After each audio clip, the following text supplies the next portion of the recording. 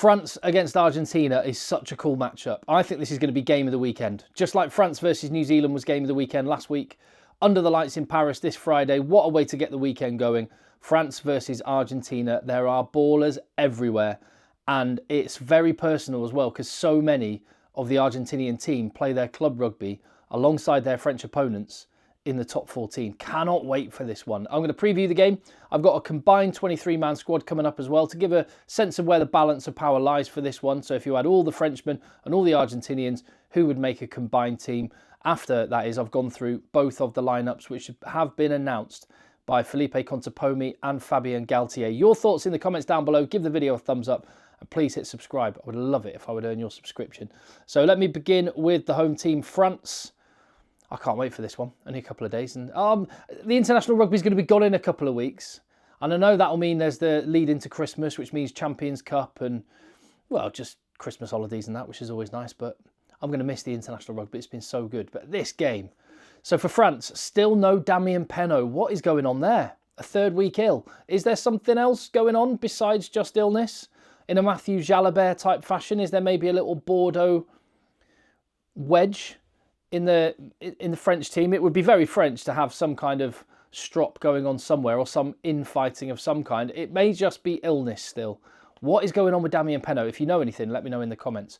Awini Atonio and Francois Cros are back though. That's a big boost for them. Leo Barré and Charles Olivon come back into the 15 as well. Is this a bit of a fall from grace for Gregory Aldrit, who's been the obvious and go-to option at number 8 for France for quite some time? Overall, a very strong team. This is a big game and they're taking it very seriously. An interesting clash of styles. There are, like I say, ballers all over the park. Who's going to come out on top in the attacking states? So, in terms of changes, a couple of injuries. Tavita Tatafu, Tupu Vai basically tackled his knee. And that means that Tupu Vai and Tavita Tatafu are going to be out of this one. And I think Romain Burros, who had a good debut at fullback, I think it's a thigh injury that's keeping him out. Ruma moves to the bench because Cros is back. And Awini Atonio in for Tatafu. What a replacement. He's in outstanding form at the minute. I guess one of the big questions is, how long can Awini Atonio last? He was going to retire after the World Cup, then unretired. Will he make it to 2027? I guess that would be unlikely, but what a guy to help bring through Georges-Henri Colombe, who's on the bench, and Tavita Tatafu, who is going to be a superstar. Colombe, by the way, talking of the illness that's been in the French camp, Colombe had still a bit of that injury in his system, illness, I should say, in his system when he went out last Saturday night in Paris, and then had to come on after a few minutes and put in a stonking performance. I thought he was absolutely brilliant. Yeah, how good will he be if he's fully fit? Let's find out off the bench. And as I say, is illness the reason there is no Penaud? It is peculiar not to have seen him at all this November. And he is, in my humble opinion, the best finisher in the world. I'd say he's the best winger in the world, even above Cheslin Kolbe, which will rattle the cages of some people. It's just my opinion that I would have the two of them, Kolbe and Penaud, in a World 15. That's how good Penaud is. My point is, we're missing him from the pitch this weekend. As for the rest of the team, Flamont and Meafu is just an amazing second row partnership. I love it. Aldrit in back row, what's going on with him? I just look at him and he's been so good for so long.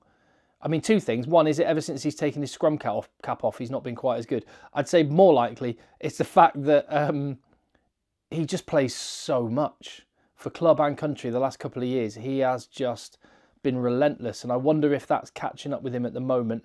I think he can get back to form and will get back to form. He is a classy player. Olivon, brilliant off the bench last week. That doesn't feel like a long-term solution for France at number 8.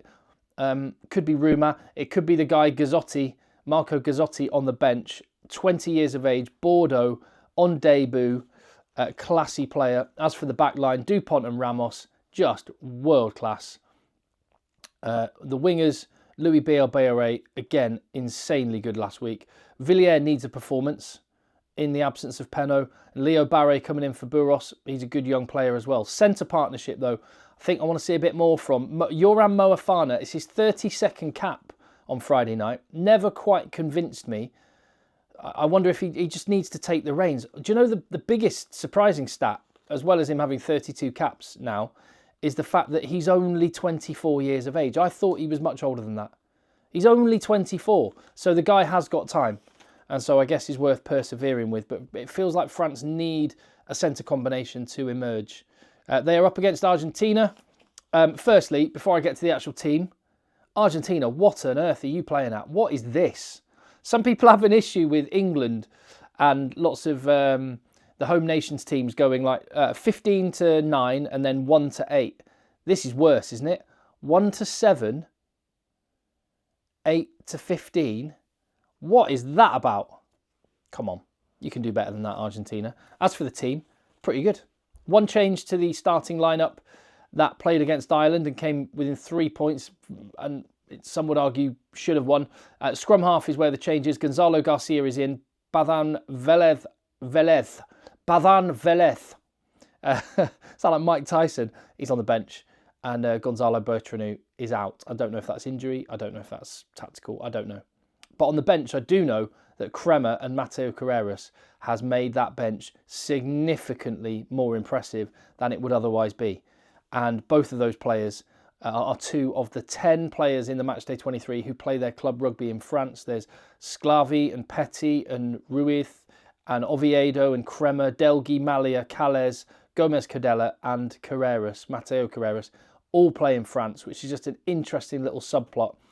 Santi Carreras and Mateo Carreras on the bench is insane.